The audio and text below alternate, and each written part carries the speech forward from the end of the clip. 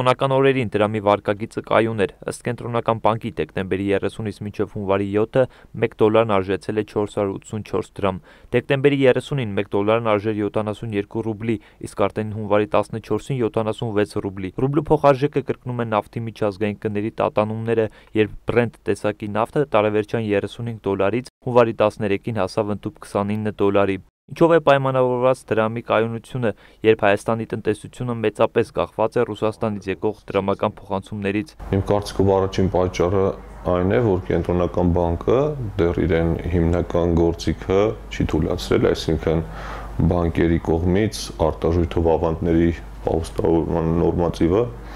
պահում է դեռ 20% մակարդակի վրա, այսինքն դրամի արհեստական դեֆիցիտ է առաջացնում։ Սա մեկ, երկրորդ կարևոր պատճառը մեր ներմուծման ծավալների անկումն է, այսինքն մեզ մոտ արտաքին առևտրի բացասական հաշվի կշիռը 1 միլիարդ դոլարով ավելի պակաս է։ Սա նշանակում է, որ մենք արտերկրից եկող ապրանքների դիմաց 1 միլիարդ դոլարով ավելի պակաս արտարժույթ ենք դուրս տվել, քան նախորդ տարի։ Թունյանը կարծում է, որ հաշվի առնելով 2014 թվականի դեկտեմբերի փորձը, երբ դրամը 18%-ով արժեզրկվեց, մարդիկ արդեն թրջվել են ու հաշվի են առել այդ փորձը, անգամ փոխարժեքի որոշակի տատանումները խոճոպային տրամադրությունների չէին բերի։ Տնտեսական մեկնաբանի կարծիքով իրադարձությունների նման ձևով շարունակվելու դեպքում դրամի որոշակի տատանումներ կարող են լինել, բայց դրանք չեն կրի կտրուկ բնույթ, քանի որ իշխանությունները թույլ չեն տա։ Այսօր կարծիքներ կան, որ դրամը պետք է ռուբլուն համարժեք արժեզրկվի, որպեսզի մեր արտահանումը նորմալ աճ ունենա։ Ես կարծում եմ, որ դա թույլ չեն տա այն պատճառով, որ դա կբերի կտրուկ գնաճի ներմուծող ապրանքների։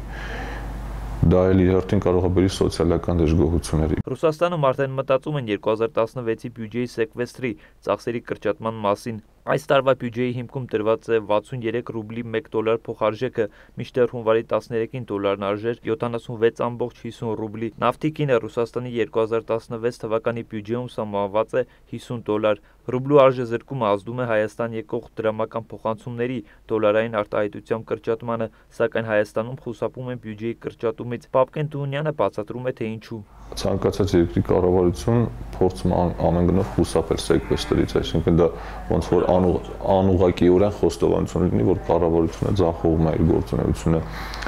Մեզ մոտ 2016-ին